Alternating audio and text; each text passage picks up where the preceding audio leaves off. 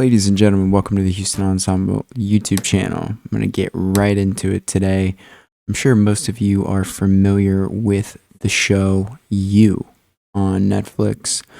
They recently started a new season. This happens to be the most popular show on Netflix, and I want to play you a clip from the show, and let me know what you think. He's not okay. Some fucking brain dead anti got him sick. And it's probably out there getting God knows how many other people infected with some horrible, life-threatening virus that shouldn't even be a thing anymore.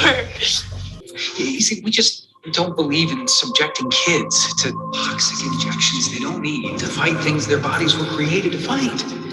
We don't judge people who do, of course. Anyway, geez, I didn't come here to get on a soapbox. Again, we apologize. The most important thing is that everyone is better now, right? Hey, Gil. Yeah.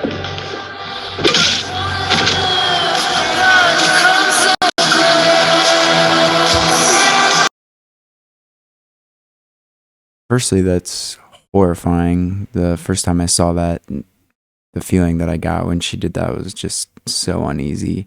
Secondly, it's amazingly corny. And thirdly, obviously, you know what they're doing.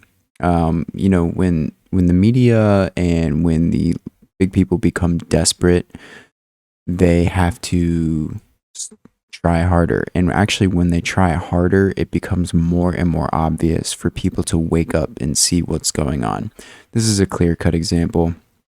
Absolutely ridiculous. Advocating for killing people, and that's something that I'm totally against, as should anybody else be.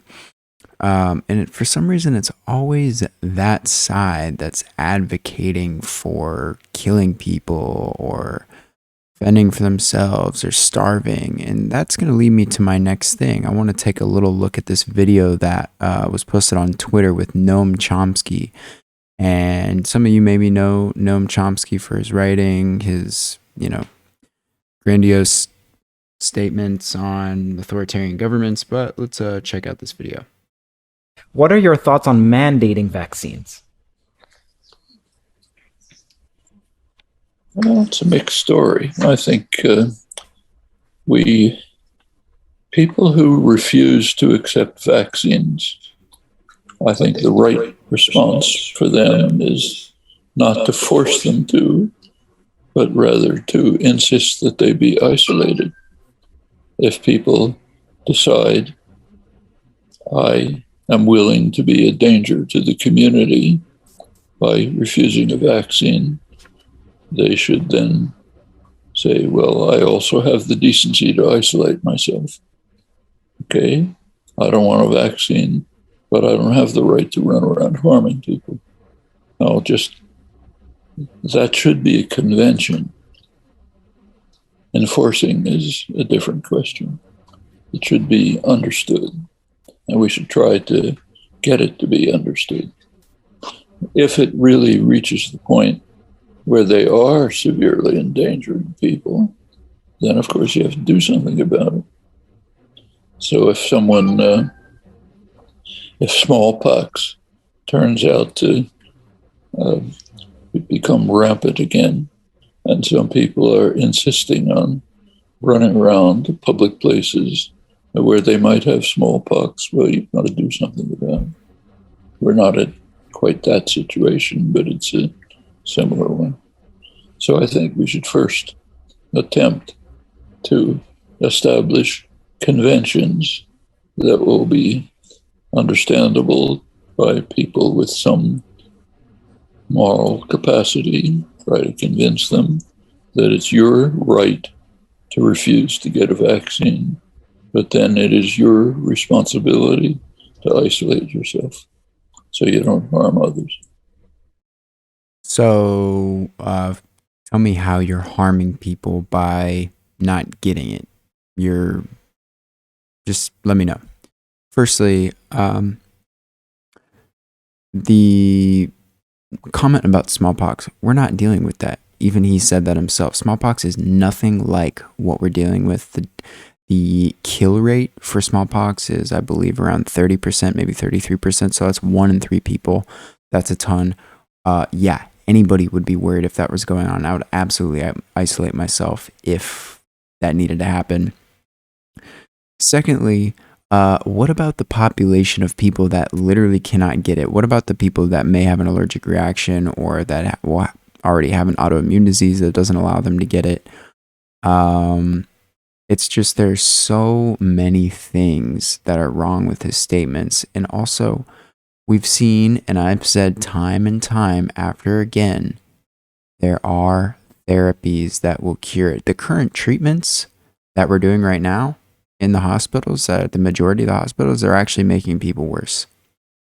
So you've had plenty of doctors say that. You've had plenty of people with personal experience say that. And that stuff just kind of drives me nuts. And it's like, does Noam really, is he really the guy to be listening to on this?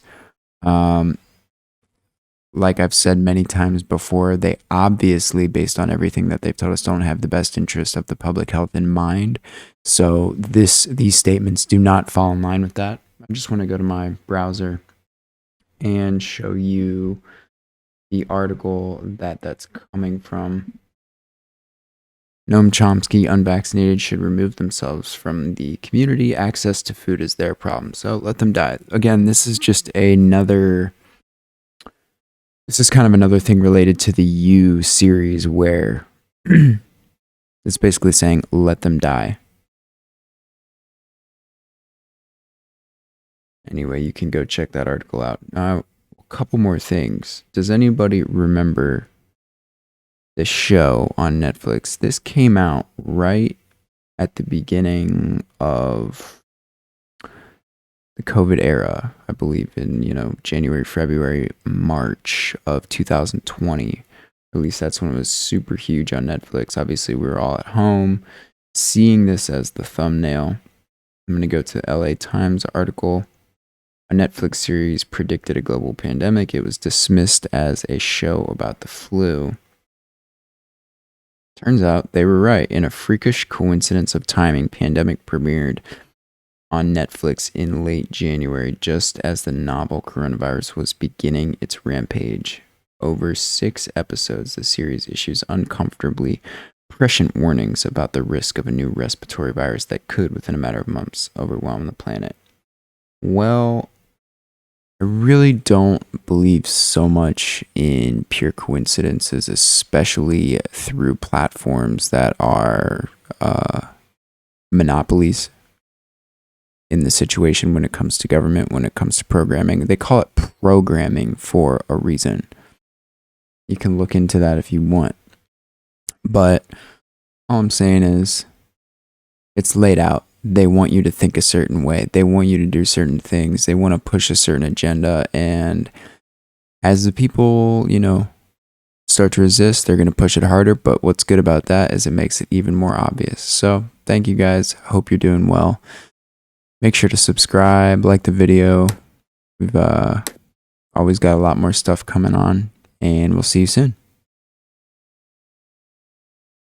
It is widely known that the tobacco and diet industries lobby governments with scientific propaganda for years until proven guilty in court. The artificial treatment of our water is the next corporate deception. For example, virtually every nation in Europe has rejected the use of artificial fluoride. International studies since the 40s have repeatedly shown that endocrine and neurological effects increase after repeated consumption, even at the levels accepted by U.S. government. Epic Water Filters is the most thorough industry-grade filtration system that Houston Ensemble has ever used. They reduce heavy metals upwards of 99.5%, such as lead and mercury, bacteria like E. coli, and poisons like chromium, nitrate, and fluoride. Join us in our journey to living a toxin-free life and get your Epic Water Filter using discount code Houston Ensemble, lowercase, one word. That's Houston Ensemble, lowercase, one word, for 20% off your Epic Water Filter.